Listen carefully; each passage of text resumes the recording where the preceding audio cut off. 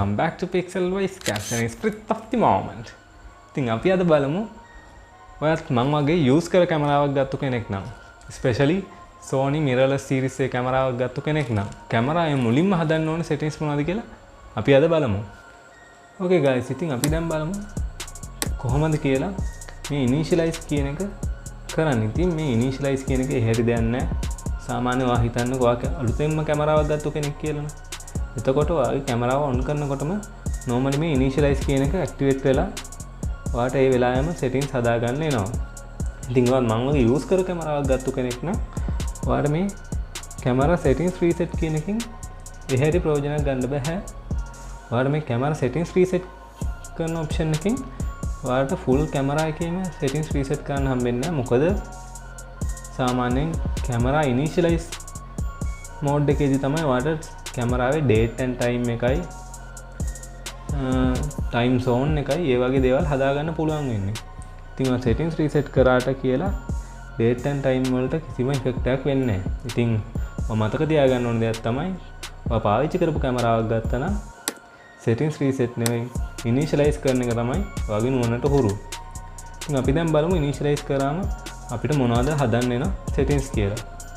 ඉතින් තව දැන් මතක තියාගන්න ඕනේ initialize කරන්න කලින් ඔයාගේ memory card එක අයින් කරත් කමන්නේ. හැබැයි memory card එක තිබ්බයි කියලා ඔයාගේ data delete වෙන්නේ නැහැ. ඒ වුණාට memory card එක ඔයා අයින් කරනවා නම් නුවණට හුරුයි. ඉතින් අපි දැන් initialize කරලා බලමු. ඉතින් මෙතනදී ඔයාලට message එකක් එනවා restore settings to their defaults and deletes registered data. ඒ කියන්නේ මේ කැමරාවේ අද වෙනකන් register වෙලා තිබ්බ මොන හරි data තියෙනවා නම් ඒ ඔක්කොම delete වෙලා අලුතෙන්ම කැමරා එකක් අරන් setting හදාගන්න විදිහට mode එකට පත් වෙනවා. ඉතින් මෙතනදී අපෙන් permission එක ඉල්ලනවා reboot වෙනවා කියලා. එතකොට අපි okay එක දෙනවා. දැන් ඔයාලට පේනවා ඇති අපිට මුලින්ම ආපු option එක තමයි language එක select කරන්න. ඉතින් කැමරාවක් ගත්ත කෙනෙක්ට මෙහෙම තමයි අලුතෙන්ම ඉතින් brand new කැමරාවක් ගත්ත කෙනෙක් නම් මේ settings එයාට කැමරාව on කරපු වෙලෙම එනවා. ඉතින් ඔයාලට පේන ඇති මෙතනදී මුලින්ම එන්නේ language එක select කරන්න. අපි දැන් language එක බලමු මෙතන තියෙන්නේ මොන languages ද කියලා. සිංහල නැහැ. ඒකෙන්ද අපි common language එකන English select කරගන්නවා. ඊට පස්සේ මෙතනදී කියනවා area, date and time එක select කරන්න කියලා. අපි enter කරාම ඔයාලට පේනවා ඇති දැන් New York තමයි select වෙලා තියෙන්නේ. මම මේ මෙතන dial එක මේ තියෙන dial එකෙන් දකුණු පැත්තට ගිහිල්ලා අපේ Indian time zone එක එහෙම නැත්නම් Greenwich Mean Time 5.5 කියන settings එකට දාගන්නවා. මැද තියෙන dial එක press කරනවා button එක. ඉතින් මම daylight saving mode කියන එක off මත තත්ත්වයේ තියෙනවා. date and time එකත් මම හදනවා අද 27 වෙනිදා 8 වෙනි මාසේ 2020. time එක 10යි කාලයි 10යි 16 වුණා. හරි. ඉතින් date format එක date month year. ඒක හොඳයි ඒ format එක. ඉතින් මම එහෙම තියලා enter කරනවා. ඉතින් Sony Play Memories apps කියන පොඩි හැඳින්වීමක් තියෙනවා මෙතන. මම ඕකේ කරලා එනවා.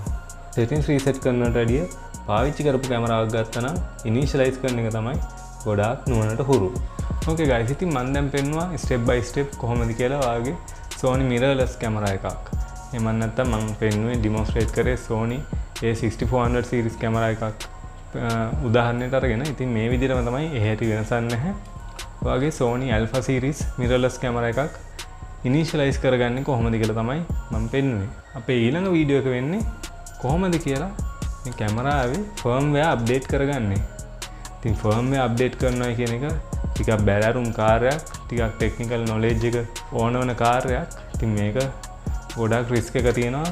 ඉතින් මම කලින් කරපු වීඩියෝ එකේ ඉතින් මම පැහැදිලි කළා use කැමරා එකක් ගන්නකොට ඔයා සැලකිලිමත් විය යුතු කරුණු මොනවද කියලා. ඉතින් එතනදී මම එක කරුණක් කිව්වා කැමරාව ගන්න කලින් firmware version එක check කරලා බලන්න කියලා. ඉතින් මොකද ඔය කැමරාවේ latestම firmware එක එහෙම නැත්නම් updates තියෙනවා නම් මේ කැමරාව හොඳට perform කරන හින්දා. ඉතින් මම කලිනුත් firmware update වීඩියෝ එකක් කරාට මා හිතුවා මේ දෙවෙනියට ගත්තු Sony a6400 series එකේ කැමරා එකෙත් firmware update එකක් කරලා ඔයාලට පෙන්නුවොත් හොඳයි කියලා. මම හිතනවා ඔයාලා මේ වීඩියෝ එකෙන් යමක් ඉගෙන ගන්න ඇති කියලා.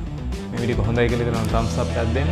ඉතින් channel එක subscribe කරලා නැත්නම් දැන්ම subscribe කරන්න. bell icon එක click කරන්න. ආයෙත් අලුත් වීඩියෝ එකක් ගන්න.